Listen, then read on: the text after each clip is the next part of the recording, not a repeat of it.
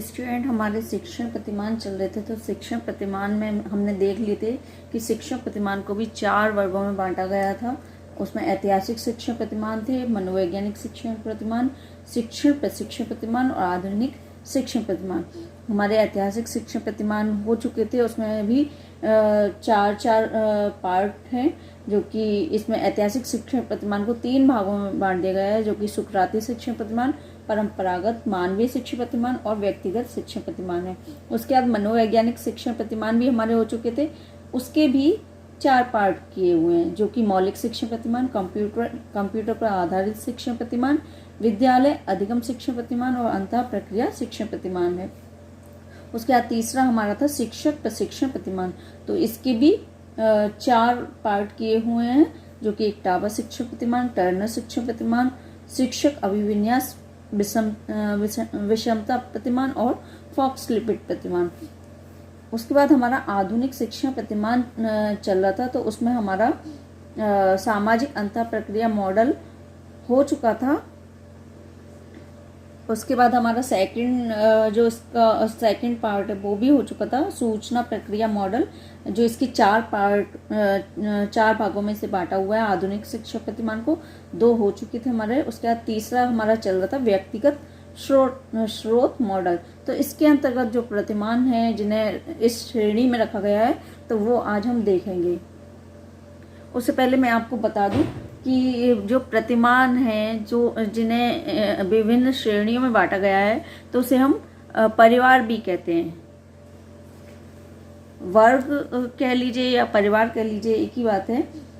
जो John P डेसिको हैं, उन्होंने शिक्षण प्रतिमानों को जो वर्गीकरण किया है शिक्षण प्रतिमानों का, कि अलग अलग श्रेणी में अलग अलग प्रतिमान को रखा गया है, अलग अलग मॉडल को रखा गया है, तो वो उन्होंने 4 मूलभूत मनोवैज्ञानिक वर्गों या परिवारों में उन्हें बांटा हुआ है।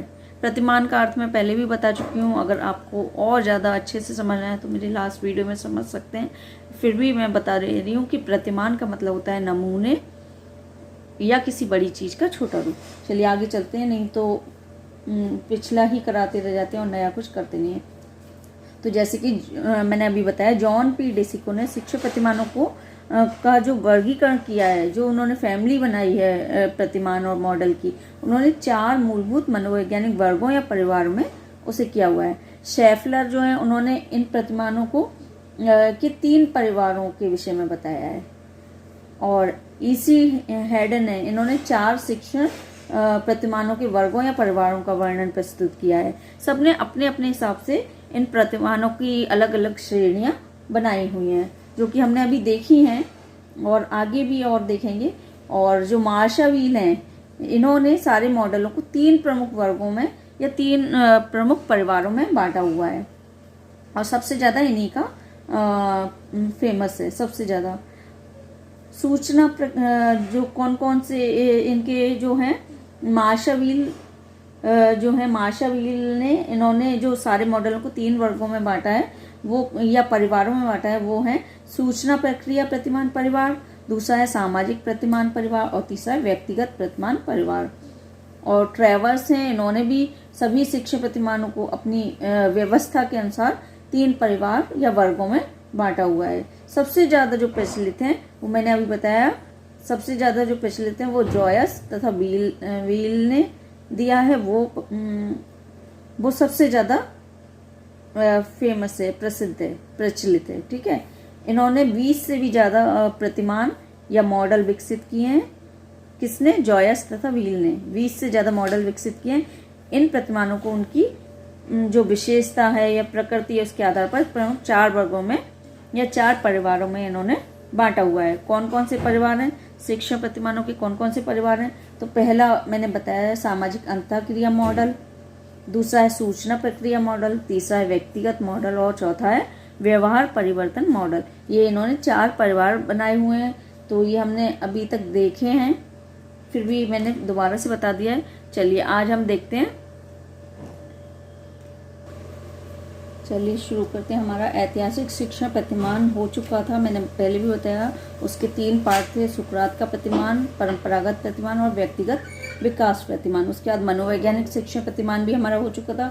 इसके भी 4 पार्ट थे, मौलिक शिक्षण प्रतिमान, कंप्यूटर पर आधारित प्रतिमान और विद्यालय अधिगम प्रतिमान, और 4th है अंतः प्रक्रिया प्रतिमान। उसके बाद हमारा शिक्षक प्रशिक्षण के प्रतिमान भी हो चुके थे, टावर शिक्षण प्रतिमान, टर्नर शिक्षण प्रतिमान, शिक्षक अभिविन्यास प्रतिमान और फॉक्स लिपिड प्रतिमान। उसके बाद हमारा चल रहा था आधुनिक शिक्षण प्रतिमान। तो इसमें हमारे रह गए हैं अभी, चलिए इसमें देखते हैं जल्दी से। इसका व्यक्तिगत स्रोत प्रतिमान, इसमें भी हमारे 2 पार्ट हो चुके थे। देखिए 2 पार्ट हमारे हो चुके थे, सूचना प्रक्रिया और उससे पहले एक और था सामाजिक अंतर प्रक्रिया, ये हो चुका था।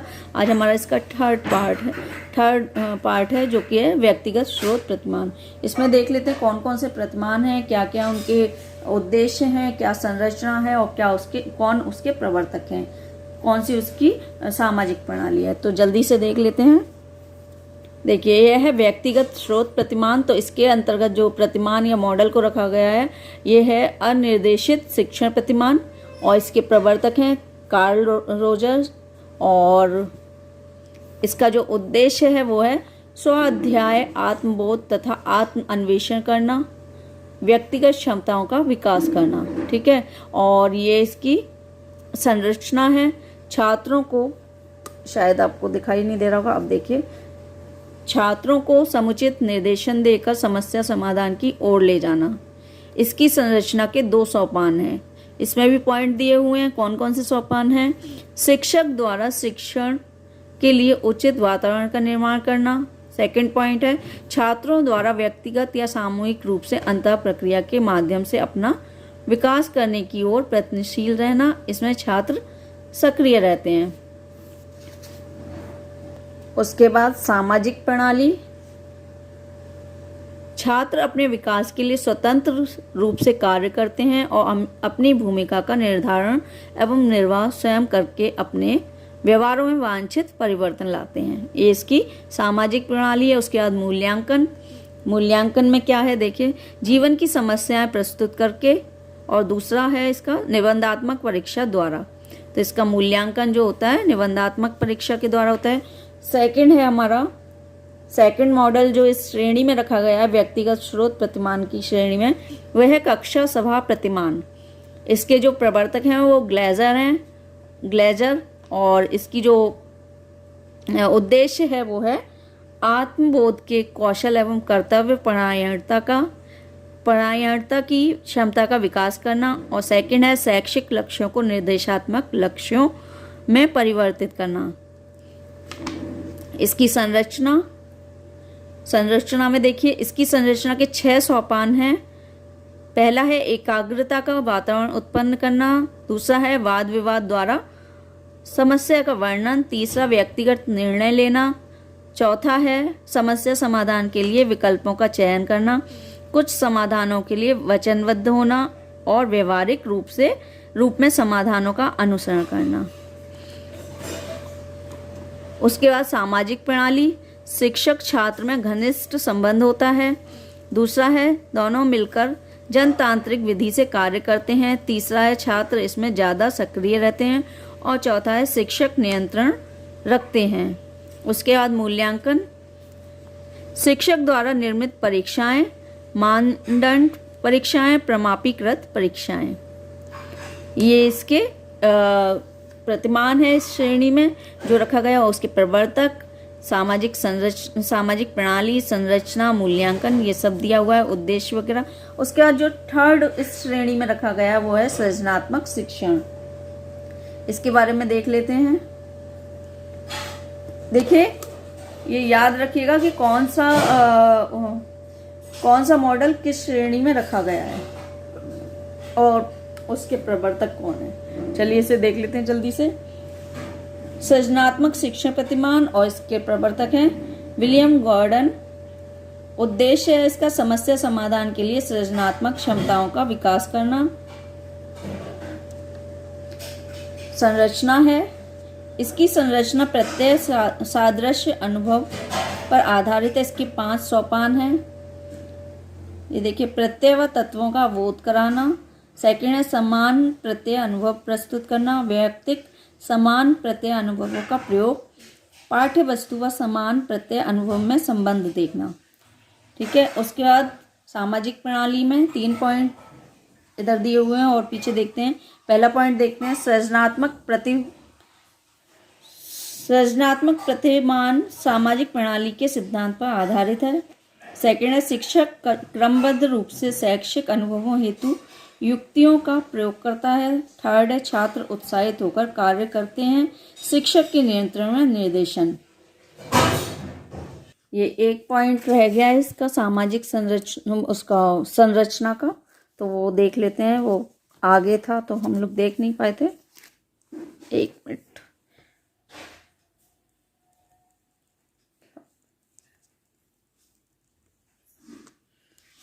पता नहीं क्या हो गया कैमरे में, कोई बात नहीं है, चलिए इसे ऐसे ही देखना पड़ेगा क्योंकि ये बड़ा नहीं हो रहा है। विभिन्न सोपान सादृश्य अनुभवों की परीक्षा। ठीक है, उसके बाद है फोर्थ है हमारा अभिज्ञान प्रतिमान। इसके जो प्रवर्तक हैं वो हैं W.S. फ्रिट्स। चलिए इसके जो उद्देश्य हैं वो देख लेते हैं। व्यक्तिगत क्षमताओं का विकास, पारस्परिक संबंधों का विकास। तीसरा उद्देश्य है मानव के संबंध में अभिज्ञान या जानकारी बढ़ाना। और इसकी संरचना है, शायद दिखाई नहीं दे रहा होगा, कैमरा बड़ा नहीं हो रहा है, क्या करूं, स्क्रीन अब हुई है। चलिए देखते हैं। इसके संरचना, छात्रों को करने के लिए कार्य देना। सेकंड है कार्य पूरा होने पर वाद विवाद तथा विश्लेषण करना। थर्ड है वाद विवाद के मध्य शिक्षक समूह की गतिविधियों के प्रति सतर्क रहकर ऐसे मदद करता है जिससे उनमें सूझबूझ का विकास हो सके। ठीक है, सामाजिक प्रणाली में देख लेते हैं। कक्षा में सामाजिक वातावरण उत्पन्न किया जाता है। इसमें पॉइंट दिए हुए हैं, 4 पॉइंट हैं। छात्र खुलकर वाद विवाद करते हैं, वे क्रियाशील रहते हैं, शिक्षक दिशा निर्देश प्रदान नहीं करते, छात्र स्वयं समस्या का समाधान करते हैं। और मूल्यांकन में है निबंधात्मक परीक्षाएं। ये निबंधात्मक परीक्षाओं के अनुसार इसका मूल्यांकन होता है। फिफ्थ है संप्रत्यय प्रणाली प्रतिमान। ये इसी श्रेणी में रखा गया है, संप्रत्यय प्रणाली प्रतिमान। तो इसके जो प्रवर्तक हैं वो डेविड F. हंट हैं। और इसकी जो उद्देश्य है वो है व्यक्तित्व में लचीलेपन का विकास करना, जिससे छात्र वातावरण के साथ समायोजित हो सके। ये इसका उद्देश्य है। उसके बाद इसकी संरचना है। प्रत्ययों की प्रकृति, उनके पारस्परिक संबंध तथा उनके स्पष्ट बोध पर बल दिया जाता है। उसके बाद सामाजिक प्रणाली, छात्रों की आंतरिक क्रियाएं महत्वपूर्ण स्थान रखती हैं। और मूल्यांकन में है निबंधात्मक परीक्षाएं। देखिए ये आगे भी दिया हुआ है, इसमें देख लेते हैं। उद्देश्य इसके और भी हैं, वो कैमरे में आ नहीं पा रहे हैं तो इसलिए इसे हम दोबारा से देख लेते हैं। इसके उद्देश्य और इसकी जो सामाजिक जो इसकी संरचना है, ये आगे पॉइंट दिए हुए हैं तो ये कैमरे में आ नहीं पा रहे थे, तो अब हम इसे दोबारा से देख लेते हैं एक बार। इसके उद्देश्य में है, सेकंड है इसका व्यक्तिगत व सामाजिक विकास करना। थर्ड है इसका आधार विभिन्नता में एकता तथा एकता में विभिन्नता वाला सिद्धांत। ठीक है, फोर्थ है इसका, यह छात्रों के व्यवहार को लचीला व गतिशील बनाता है। उसके बाद इसकी जो संरचना है उसमें फर्स्ट पॉइंट मैंने आपको बता दिया था। सेकंड पॉइंट है छात्र उन्हें सही संदर्भों में समझते हैं। और थर्ड पॉइंट है छात्र स्वयं स्वतंत्र रूप से कार्य करते हैं। ठीक है, उसके बाद ये हमारा सामाजिक प्रणाली में सेकंड पॉइंट, इसे आप लोग देख लीजिएगा, कैमरे की दिक्कत आ गई थी इसीलिए। चलिए देखते हैं। सेकंड पॉइंट है शिक्षक छात्रों को प्रेरित करते हैं, उचित वातावरण प्रस्तुत करते हैं व मार्गदर्शन करते हैं। तो ये वाला हमारा कंप्लीट हो गया है। और अब हमारा ये फोर्थ वाला होगा कल। इसका जो फोर्थ श्रेणी है जो है व्यवहार, परिमार्जन, परिवर्तन, प्रतिमान। तो इस श्रेणी में कौन कौन से प्रतिमानों को रखा गया है वो हम कल देखेंगे। बाकी जो समझ में नहीं आया हो तो वो पूछ सकते हैं, कमेंट कर सकते हैं, और किसी को अलग से कोई टॉपिक तैयार करना हो तो वो भी आप लोग पूछ सकते हैं। बाकी जो नए हैं चैनल को सब्सक्राइब कर दीजिए, लाइक शेयर कमेंट करते रहिए। Thanks for watching.